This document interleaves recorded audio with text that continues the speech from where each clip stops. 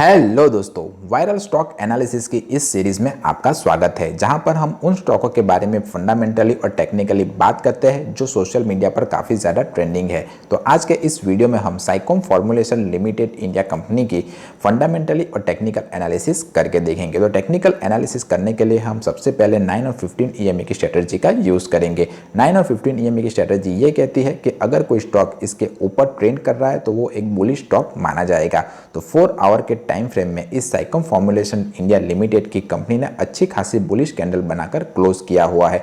तो इस स्टॉक में अभी बुलिश ट्रेंड आना शुरू हुआ है। तो अगर आप अभी इस स्टॉक में निवेश करना चाहते हो तो प्रॉपर टारगेट और स्टॉप लॉस को फॉलो कीजिएगा। अगर आप 21 रुपये पर इस स्टॉक को खरीदते हो तो आप मेरे हिसाब से, अगर मैं इस स्टॉक को खरीदा 21 रुपये पर, तो इसका स्टॉप लॉस में 17 रुपये का रखता, फर्स्ट टारगेट मैं 27 रुपये का रखता और उसके बाद का फर्दर जो भी टारगेट होगा वो मैं ट्रेलिंग स्टॉप लॉस करके बढ़ाता रहता।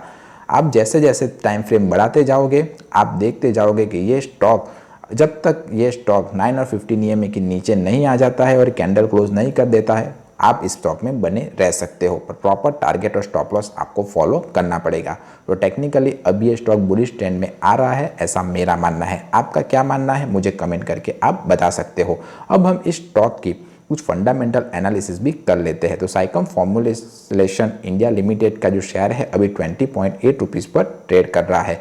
ये कंपनी 1995 से कार्यरत है। ये एक फार्मास्यूटिकल कंपनी है।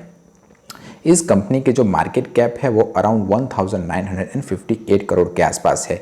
इसने हाई 27.9 रुपीज़ का लगाया हुआ है और लो 9.03% का लगाया हुआ है। स्टॉक का जो PE है वो 72.4 का है, यानी कि इस स्टॉक को 1 रुपये कमाने के लिए 72 रुपीज़ लगाने पड़ रहे हैं। इसकी बुक वैल्यू 3.05 है, ROCE 10.2 है, ROE 8.51 है, जबकि इसकी फेस वैल्यू 1 रुपीज़ के आसपास है। अब हम इस कंपनी की कुछ अच्छी और बुरी बातें देख लेते हैं। तो कंपनी की बुरी बातों में स्टॉक जो है वो अपने बुक वैल्यू से 6.84 टाइम हाई पर ट्रेड कर रहा है। कंपनी ने अच्छा खासा प्रॉफिट तो जनरेट किया है पर अपने इन्वेस्टरों को डिविडेंड पे आउट नहीं किया हुआ है। इसकी सेल्स ग्रोथ भी पिछले कुछ 5 सालों में 6.60% घटी हुई है और ROE भी इसका 8.90% पिछले 3 सालों में घटा हुआ है। तो अगर आप स्टॉक में निवेश करने के बारे में सोच रहे हो तो सोच समझकर अपने फाइनेंशियल एडवाइज़र की सलाह लेकर आप इस स्टॉक में निवेश करने के बारे में सोचिएगा। इसकी जो कॉम्पिटिटर कंपनी है उसमें Torrent pharma, Ajanta pharma, gland pharma, Arise life science जैसी कंपनियाँ आती है। तो अच्छी खासी बड़ी कंपनियाँ इसकी कॉम्पिटिटर में आती है। इस स्टॉक ने 2024 में 86.83 करोड़ के सेल्स की थी और उसके सामने इसका खर्चा 76.35 करोड़ का था, यानी कि इसका हम नेट प्रॉफिट देखें तो 6.75 करोड़ का इसने नेट प्रॉफिट किया हुआ है। अब हम देख लेते हैं इसकी कुछ डिटेल्स।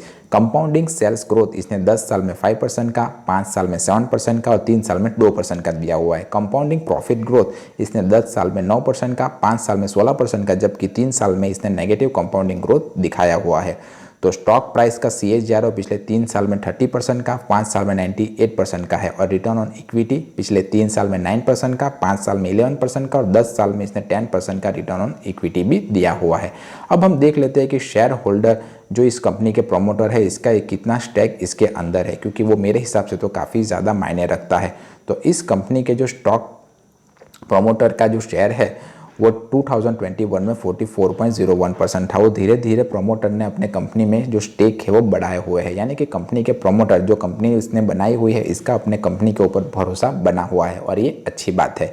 आपका इस स्टॉक के बारे में क्या कहना है आप मुझसे कमेंट करके बता सकते हो। वीडियो पसंद आया हो, इन्फॉर्मेटिव लगा हो तो चैनल को सब्सक्राइब कीजिए और वीडियो को लाइक कीजिए।